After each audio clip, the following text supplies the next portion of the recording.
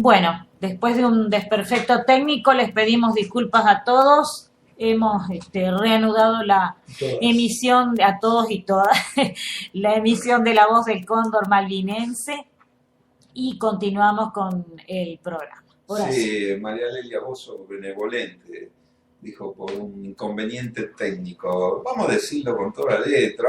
Hoy me cortaron a mí en internet y ahora cortaron también la emisión de Frecuencia Cóndor. No sé, sí. Realmente debemos molestar y sobre todo cuando decimos verdades. Y si no decimos verdades, también esto es un clásico nuestro, que llamen o que pidan venir y decirnos por qué estas realidades no son así. Así es. Y esto que estábamos comentando, justamente a través de esto, de la encuesta, de aquellos que realmente toman el hacer la política como el gran negocio de su inutilidad, porque realmente muchos es la salida laboral y más fácil y aparte más redituable, y con el tiempo uno que ha conocido un montón de personajes que no tenían ni para pagar un café, y me consta que le tenía que pagar a veces un café, y después terminaron con casas quintas, departamentos en el exterior, varios coches, etcétera, etcétera. Esposa nueva también. Esposas nuevas. Más jóvenes. Porque gané, cambié, dijo Claro, alguien, sí, conozco, ¿no? Varios, ¿eh? Y cambió de todo. Ahí usted sabe quién es uno de ellos, le voy a nombrar. Hay un famoso, un turquito ahí que era pariente de Menem, de la ex esposa de Menem, de la primera mujer que tuvo. Y bueno, él era un muchachito que había estudiado en la Universidad de Córdoba, se recibió de abogado, tiene una voz gruesa, así, toca la guitarra, tiene voz de locutor. No es Menotti, ¿no? No, tiene así, pero ya lo van a identificar, tiene unos bigotazos grandotes. ¿La Universidad de Loma de Zamora? No, la de Córdoba. No, ese se recibió de abogado, de verdad. Sí. No, porque acá hay mucho abogado exitoso que anda dando vuelta ahí.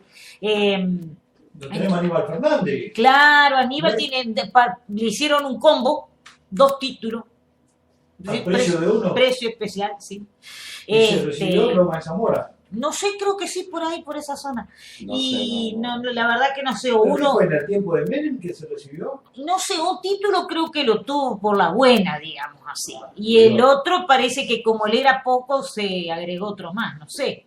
No, y es concertista de guitarra también. Como bien dijiste, un combo. Por ahí le dieron reválidas varias materias que sirven por ahí para una carrera y para otra. Claro, pero eso cuando son disciplinas afines. Yo conozco gente que es bioquímica, por ejemplo, ha hecho las equivalencias con farmacia porque no se puede abrir una farmacia si no se tiene el título de farmacéutico. Eso sí, pero de pronto ser contador público nacional y de pronto salir abogado también es medio raro porque materia en común tiene muy poca. No, desde ya, por eso. Pero bueno, abogados exitosos está lleno. ¿A dónde era que quería llegar yo? Ay, me perdí. Si supiéramos a dónde querés llegar, a dónde quiero llegar, resolveríamos la incógnita de este país. Eso sería todo, mira. Vos pedís algo tan fácil. ¿A dónde quiero llegar? Hay una incógnita de un famoso matemático, Fermat, que dan un premio que de hace ya no sé cuánto tiempo al que la resuelva. Bueno, aquellos que quieran resolver la incógnita de María Lelia, primero tienen que resolver la de Yo no Fermat. soy una incógnita, yo soy... acá lo que dicen los muchachos. No tengo mucho más ya, tengo 54 años, tengo la mitad de mi vida recorrida, así que ya... Y sos de Paraná. Soy de Paraná, Entre Ríos, a mucha honra, me pongo de pie porque, bueno, siempre, aunque ya hace casi 30 años que no vivo allá, es mi ciudad natal, mi provincia natal, a la que quiero mucho. Y por eso de vez en cuando mando alguna canción entrerriana, acá también mando alguna litoraleña. Y bueno, no represento ninguna incógnita. No, estábamos hablando de los exitosos abogados que por ahí hay, ¿no? ¿Y Cristina? No sé, porque mira, yo hace casi 30 años que vivo en La Plata. conozco gente que la recuerda a ella del barrio, esta muchachita, el pelo negro, largo hasta la cintura, así, muy así, en esa época era flaquita y todo. Y no recuerdan que se haya recibido. No recuerdan que se haya recibido. El marido sí, él sí se recibió, pero de ella no. No recuerda a nadie. Hablando de Cristina, bueno, usted sabe que me llegó un correo donde un alto funcionario de Gendarmería Nacional pidió que se exhume el cuerpo del innombrable. Y difícil que van a exhumar ceniza, ¿no? Es medio raro ese tema, ¿no? Bueno, hay muchas cosas que están raras en este país, enrarecido de hace años. No sé, pero cenizas no se pueden exhumar. No, ceniza Ya no hay fue vuelta. cremado, no sé. Tengo entendido. Igual se pueden hacer determinaciones. Puede Si, haber quedado por el ejemplo, plomo. después de siglos, a través de un pelo de Napoleón, se supo que lo envenenaron. No, Claro, sí, pero a Napoleón no lo cremaron, no lo hicieron ceniza. No, por eso, a través de un pelo. puede haber quedado el plomo de la abuela. Hay cosas que no se queman. Perdón, ¿cómo? El plomo puede haber quedado. Amalgama sería en esta casa. Amalgama, plomo, claro. no sea tan que va a decir que los dentistas usan plomo hoy día ya, ¿no? Ah, pero vos, Ahora no usan sé, epoxi, composites. son más viejos que yo, me parece. Porque estuve viendo todo el informe que mandó, todo bien detallado. Hay testigos, inclusive del hecho. Una cosa que llama poderosamente la atención. Claro, pero vos sabés que cómo se borra el crimen perfecto, cómo termina. El cadáver tiene que estar cremado o no tiene que aparecer el cuerpo del delito. Y en este caso está cremado. Yo no tengo la menor duda de que está cremado. De hecho, dicen que en la bóveda hay una urna muy pequeñita que justamente es el secreto de familia.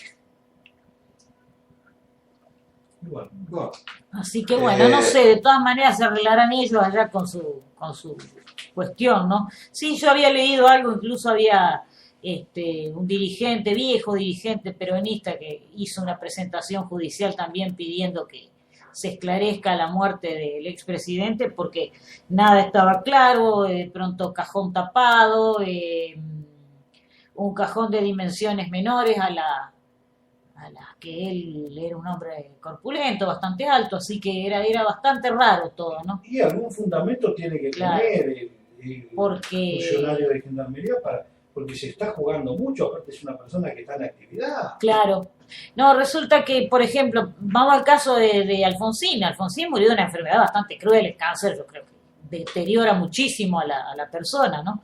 No obstante, lo velaron aquí a pocos pasos en el Congreso y Bueno, estaba ahí enterito, convengamos como que- quien dice, ¿no? Convengamos que Alfonsín ya era un cáncer para la Argentina. Bueno, ya igual, estaba Era ya, estaba no era retirado, necesario, estaba muerto, mustio, era un estaba- cáncer para la Argentina. Eso es lo que tenemos que tener claro. estaba Este mustio. fue el sinvergüenza que vendió nuestra patria. ¿No? ¿Vos sos radical, Ramón? No, por Dios, no soy ni radical ni peronista. Ah, No soy político, no me gusta la política.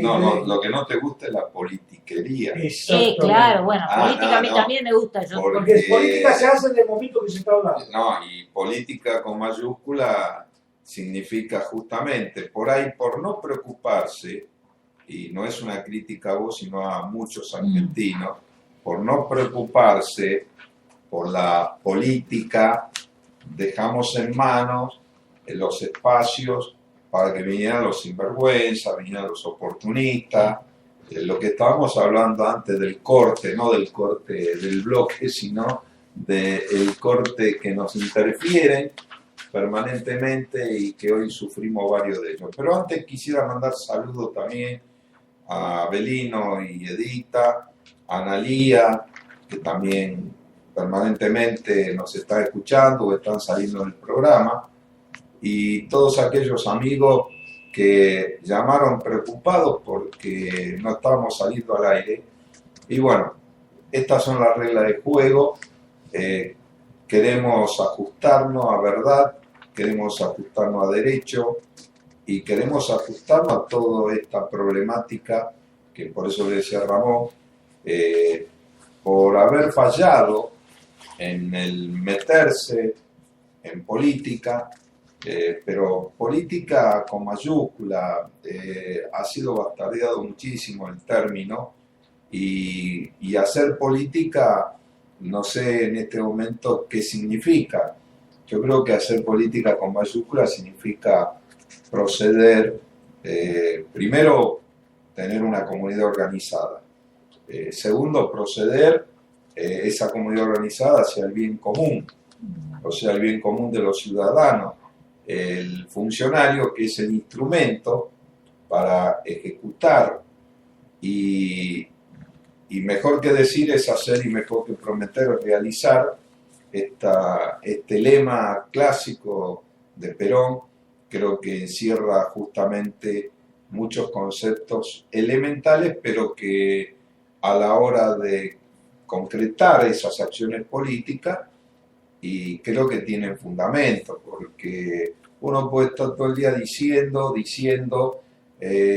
al chico, y no te metas en lío, no te apoyes, no esto, no lo, pero mejor es hacer, y hacer es por ahí un buen reto, o ejecutar una acción en la cual el decir se complementa con el hacer. No sé si soy claro.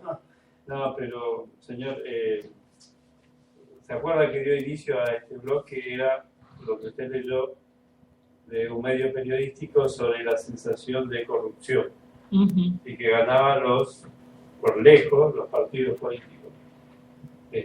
La cuestión es que hay un agotamiento, un cansancio de la gente, que aquel que no quiera ver, que retomar los elementos de la política para el bien común, ya está suicidándose, porque no podemos ceder más espacio a gente que haga politiquería barata. Tenemos que ocuparnos y preocuparnos. Y en ese paso vamos lo que decía hoy de comunidad organizada, ¿no? Como partido, intervenir el PJ para recuperar el PJ. Y a través de eso invitar a aquellas personas que quieran trabajar, que se quieran sumar, pero honestamente, sabiendo que van a ser controlados, porque el que nos controle no tiene que tenerle miedo a nadie, si uno no tiene nada que esconder, y ponerse a trabajar en el bien común. Política hacemos todo y cada uno en el lugar que está. El docente trabajando con sus alumnos, el obrero trabajando en su fábrica, el militar siendo buen militar, pero siendo consciente de que son una parte de un todo, que no somos elementos aislados, que no tenemos ninguna interrelación, y que los derechos humanos son derechos para todos, la familia de los militares también, la familia de los políticos también. Y entonces, lamentablemente, nos han llevado a una situación que hay que barajar y darle vuelta. Pero vamos a jugar con buenas cartas. Sí, sí. Delia, ¿vos querías decir algo? No, querías pasar una noticia.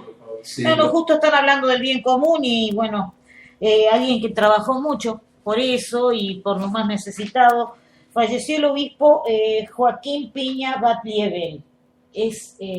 Fue obispo emérito de Misiones. Sí, sí. Candidato fue. Claro, tomó notoriedad cuando conformó una coalición electoral en el año 2006 para constituyentes, ya que el entonces gobernador de Misiones, Carlos Rovira, quiso reformar la constitución provincial para asegurarse la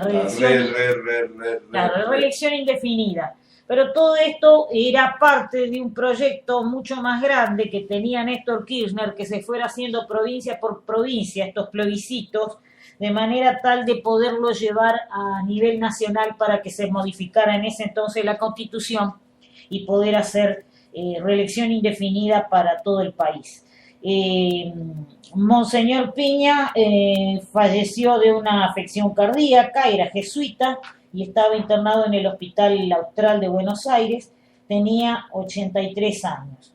Siempre fue muy recordado porque él era muy común que se lo viera caminando en alpargatas, dice, y en la casa que residía no tenía muros ni tampoco refrigeración. Un hombre realmente, un pastor de los más pobres y de los desamparados, fue uno de los que también denunció muchísimo porque en Misiones es una de las provincias que padece el flagelo de la trata de personas, sobre todo muchachas jóvenes, así que él siempre andaba detrás de estas causas, denunciando injusticias y sobre todo realmente el tema de derechos humanos, ¿no? Porque nosotros siempre hablamos de derechos humanos en cuanto a gente que ha sido víctima de algún tipo de atentado, de desaparición de personas, ¿no? Él trabajaba también por los derechos humanos en este caso, ¿no? Que no haya trabajo esclavo. La trata de personas también involucra una forma de trabajo esclavo, porque a las chicas las llevaban para prostituirse, obligadas, el tráfico de drogas, hubo una serie de intervenciones que hizo Monseñor Piña que realmente fueron muy notables en el año 2006, de ahí para adelante, bueno, tomó un perfil más bajo, luego que echara por tierra, ganando con el 56% en Misiones, ese plebiscito en contra de la reelección del entonces gobernador Carlos Rovira. Así que bueno, quería darlo y la verdad que en paz descanse. Sí, ahí cortó las aspiraciones, que era una estrategia, claro, porque una vez que adoptaran todas las provincias, y bueno, por lo menos iba a contar el Senado después con la aprobación para la modificación de la Constitución, y después, teniendo la mayoría en diputados, hubieran sin ningún problema votado eso. Claro, lo presentaban también como una cuestión que era un trámite muy fácil. Recuerdo que estaban dando los llamados microcréditos, que eran pequeños préstamos de 1.000 pesos que daban para amas de casa y jubiladas, que no eran otra cosa que una suerte de clientelismo, de voto, digamos, comprarles el voto, especialmente a las señoras, ¿no?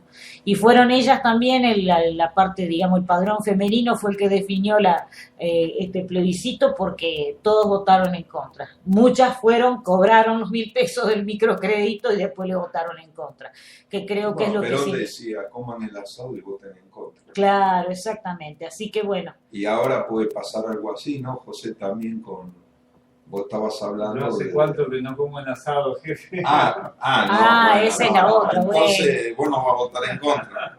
Claro, No, hablando en serio, lo que vos comentabas de comunidad organizada y lo que hoy salimos al aire dando el espacio que corresponde, siempre lo dijimos, estos micrófonos para aquellos que no tienen voz, tienen voto, pero no tienen voz.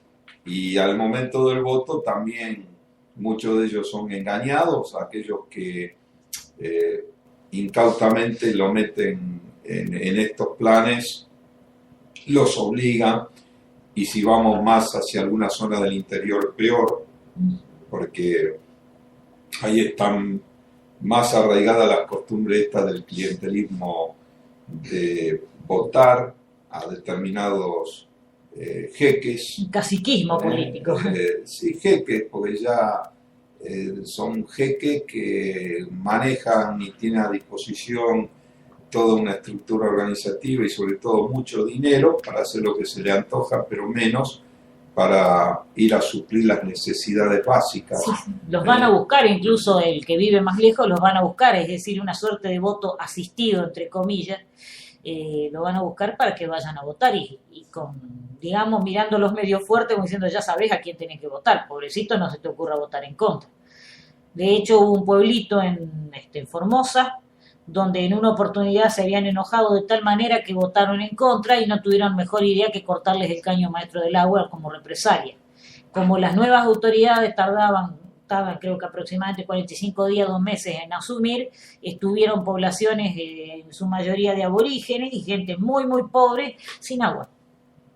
Así que miren al estado de criminalidad que llegan por un voto para mantenerse en el poder. En su pequeño, digamos, su pequeña cuota de poder, ¿no? Ni siquiera son intendencias, son pueblos chiquitos, pero lo hacen a propósito para mantener a la gente asustada, amedrentada, y es terrible eso.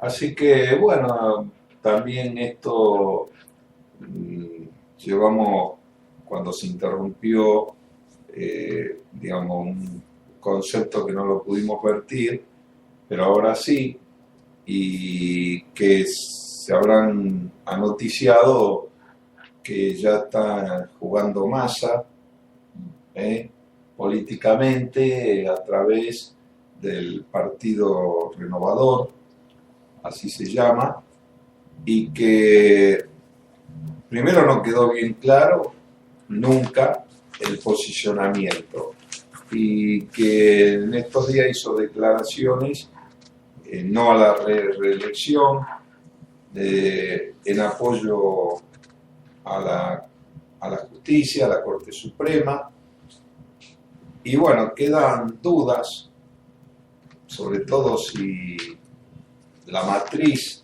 de donde viene tiene que ver con accionarios políticos o estrategias de accionarios políticos del gobierno de Cristina.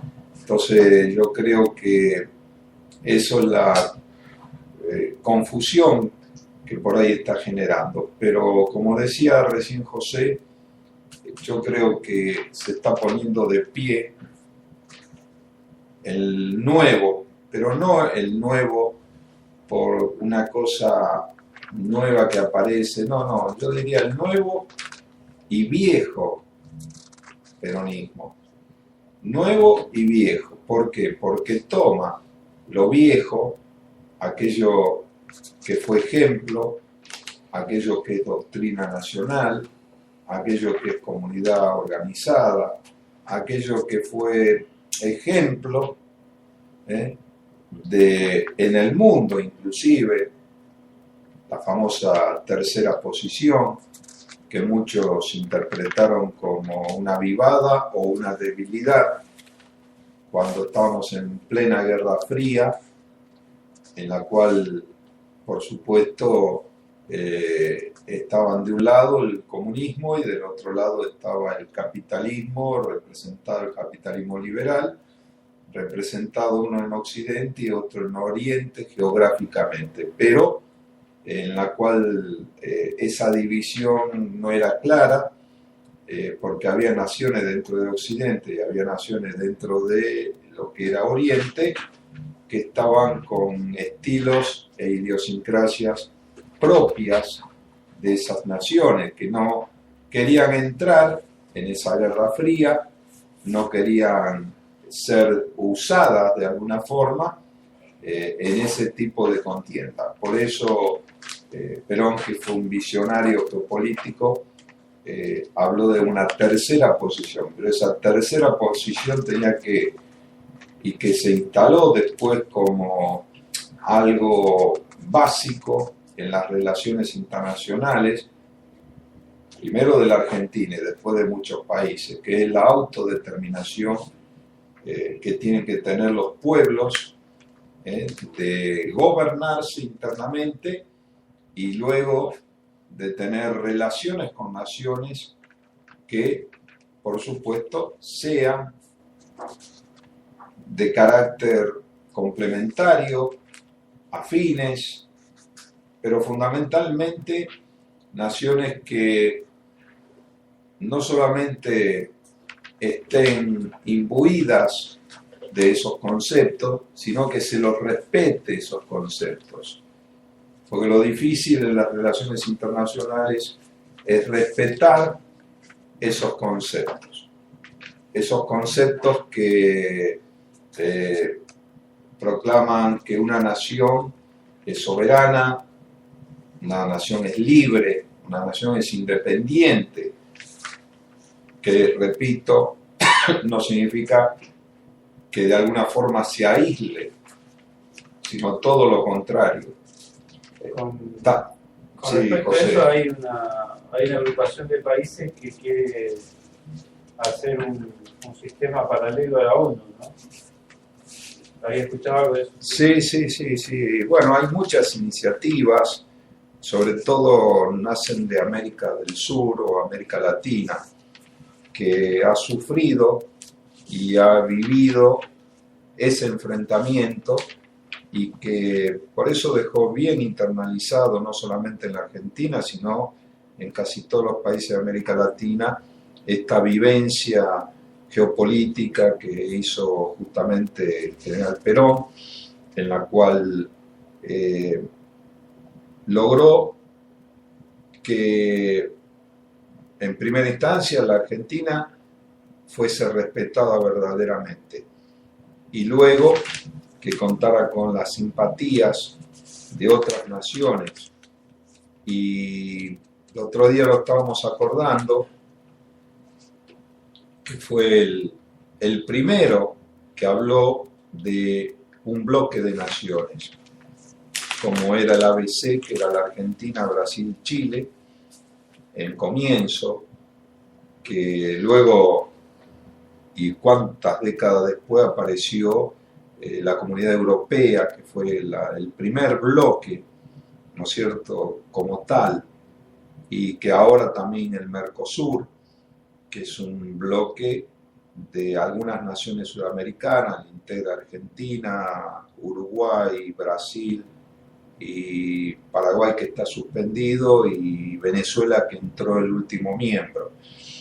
Pero ya Perón en esa época, con el ABC, era una incipiente unidad regional, que por supuesto fue saboteado por los anglosajones, tanto los ingleses como Estados Unidos en el norte, porque todo proyecto de unidad que ya viene de la época de la unidad que querían hacer tanto San Martín como Bolívar, cuando estaba previsto un congreso, se llamó Congreso Anfictiónico, y se iba a hacer justamente en Panamá.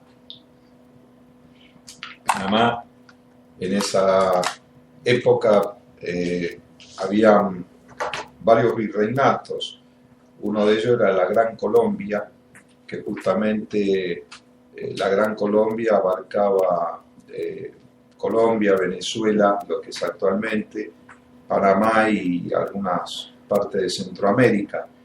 Ese era un virreinato, y Ecuador, y era un virreinato en la cual, digamos, en cartas mismo de Bolívar a Sucre y a otros generales, le hablaba de no difundir las independencias regionales más allá de lo que eran las unidades geopolíticas que se conocían en ese momento, como heredera de los virreinatos y de las capitanías generales. Todo eso se iba a arreglar en ese Congreso de Panamá y fue saboteado. Esa era la idea de San Martín y de Bolívar. Y fue saboteado. Fue saboteado porque en una, digamos, pre-Yalta, por decirle así, antes de que fuera, por supuesto, Yalta, que fue el acuerdo después de la Segunda Guerra Mundial, de los países potencia, Estados Unidos, Inglaterra, Francia y Rusia, mucho tiempo antes, ya se podía individualizar que toda la América sudamericana, fundamentalmente como epicentro y centroamericana, hasta parte del norte, como es México, porque forma parte del norte de América. Por eso cuando decimos Norteamérica, no sé a veces a qué nos estamos refiriendo.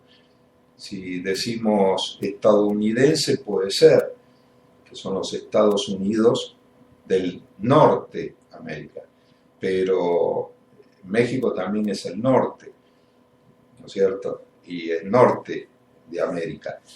Por eso todos estos conceptos que estaban en ese momento indisolubles, a través de lo que era el manejo que hacía España con, repito, los virreinatos y las capitanías generales, hubiera sido deseable conservar esto, lo que en cartas que también mandaba Bolívar, en conceptos que vertía San Martín, y todos aquellos que consideraban que luego tenía que venir esa unión.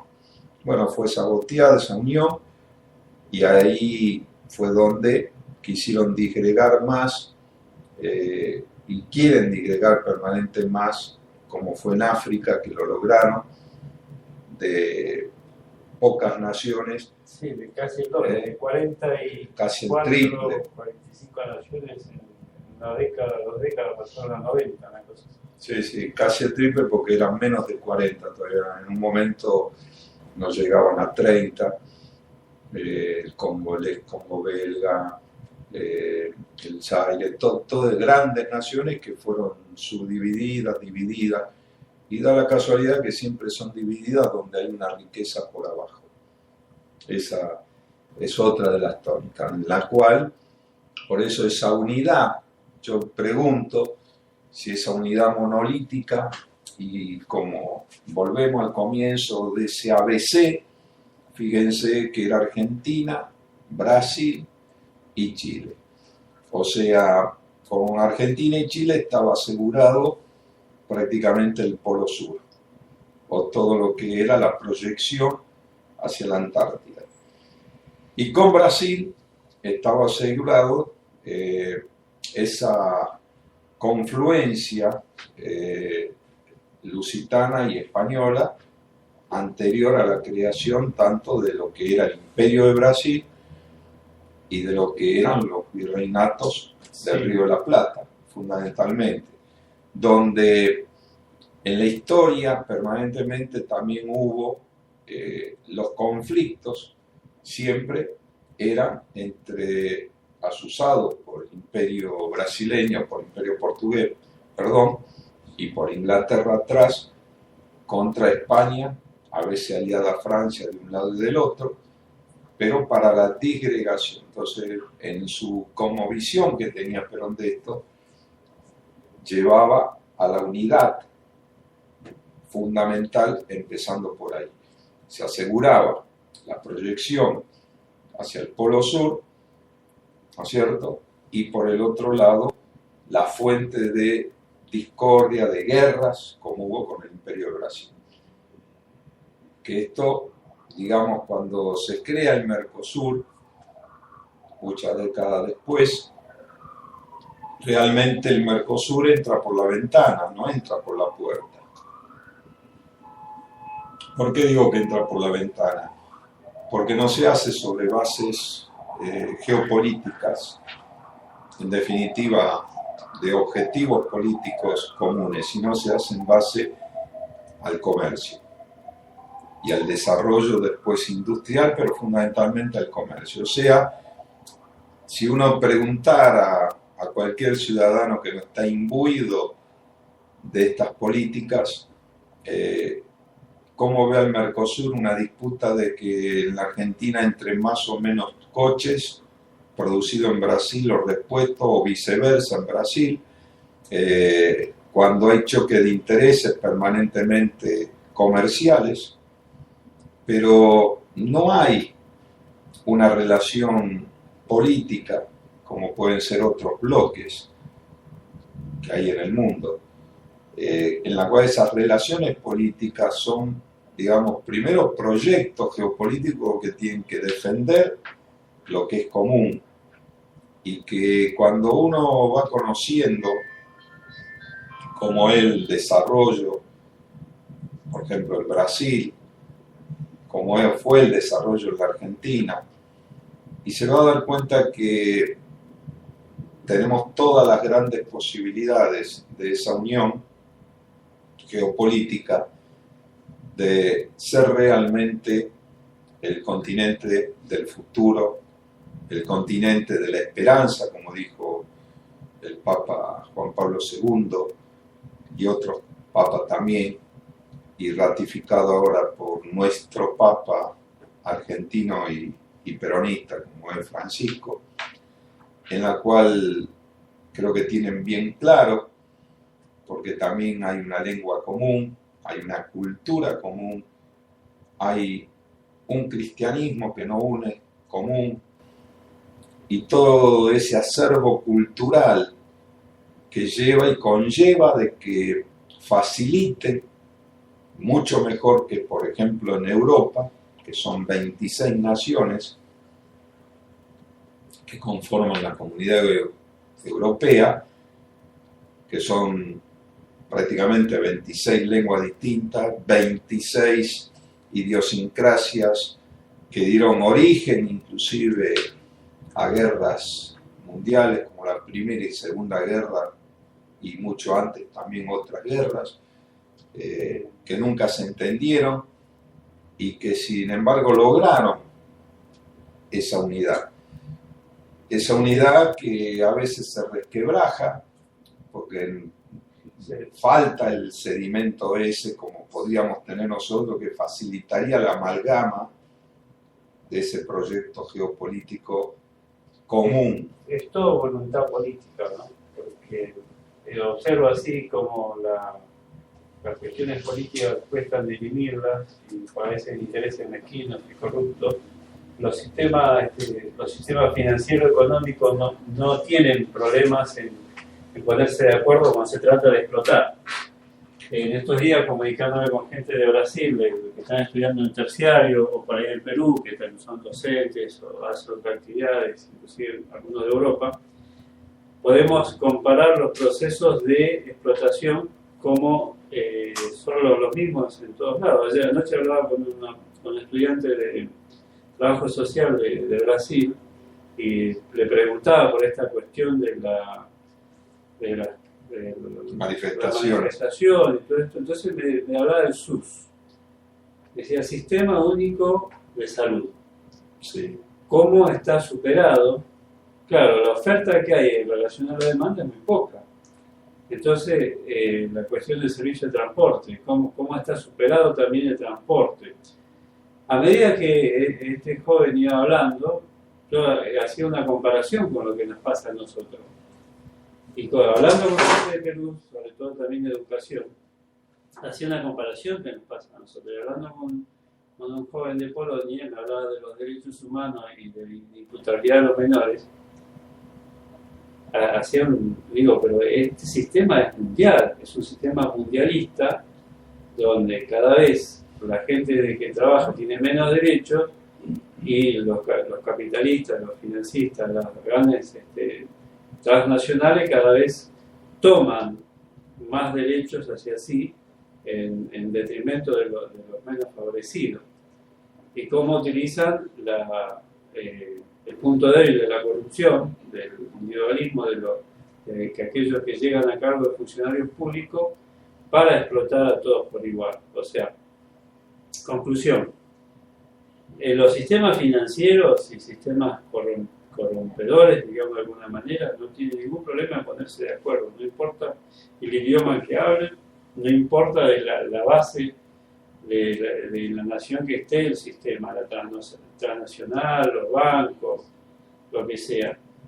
El problema está en que nosotros, por ahí, conservando nuestras ideas viejas o por discutir entre nosotros cosas intrascendentes, no nos ponemos de acuerdo como para tener una base para decir vamos a defender el derecho de todos, vamos a defender el bien común. A eso, José, lo da el aspecto doctrinario de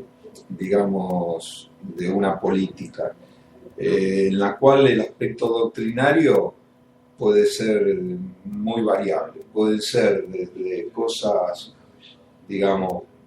doctrinarias intrascendentes, por decirlo así, aunque son incompatibles, pero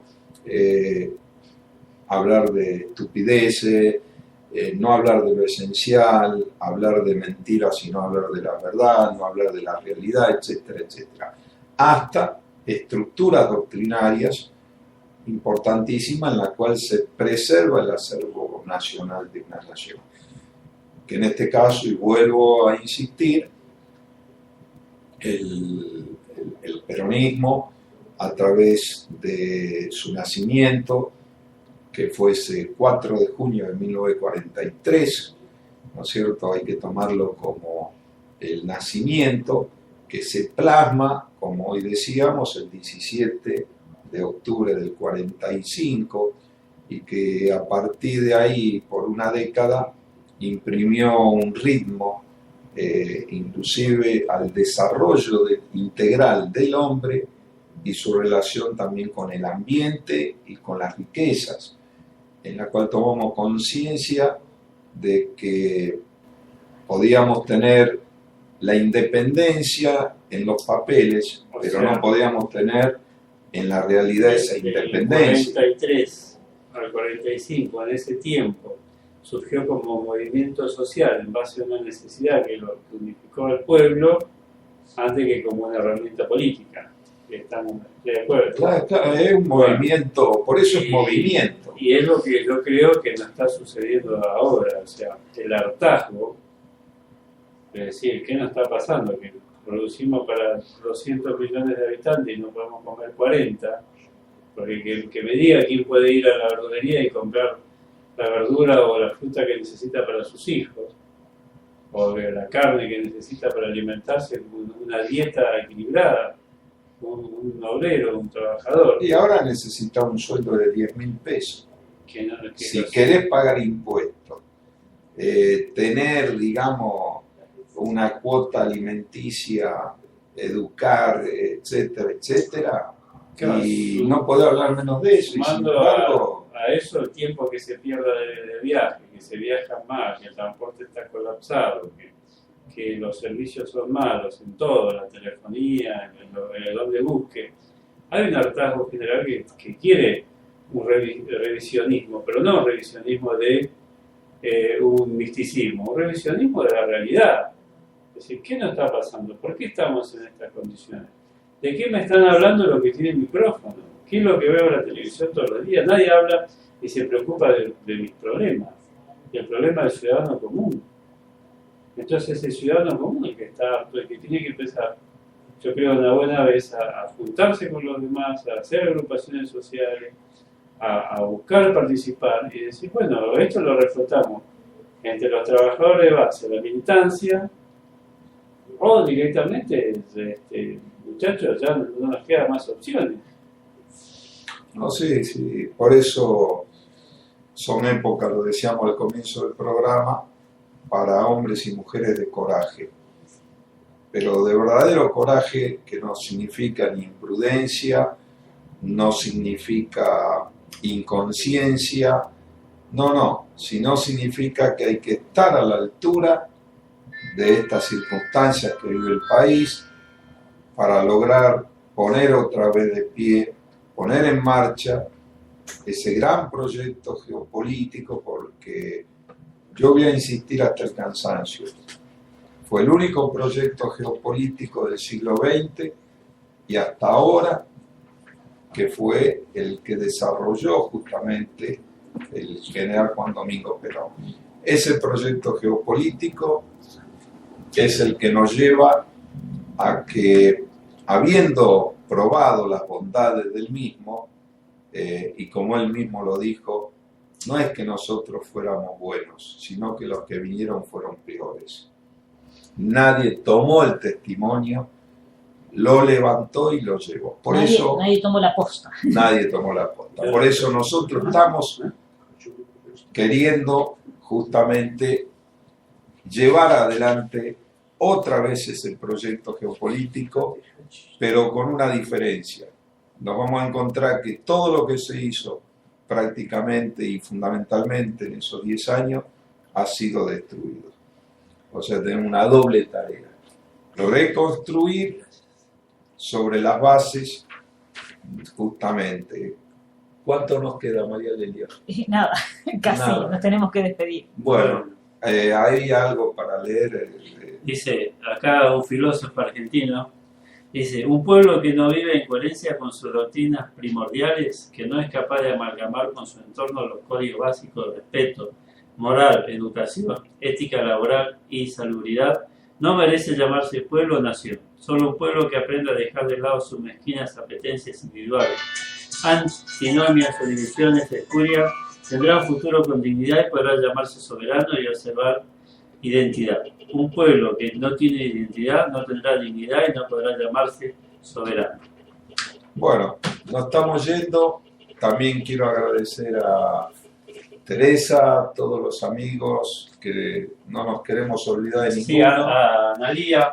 Analía, bueno, a Abelino, julio los muchachos de la causa nacional justicialista que están con todas las pilas y a no bajarla porque van a venir tiempos mejores. Bien, bueno, muchísimas gracias por habernos acompañado y nos encontramos el viernes porque tenemos el especial de La Voz del Cóndor Malvinense. Si Dios quiere, será. Esta fue otra emisión, La Voz del Cóndor Malvinense, un programa que evoca la gesta histórica de Malvinas y toda la actualidad nacional, porque queremos construir el futuro de nuestra patria con memoria. Nos encontramos en 7 días.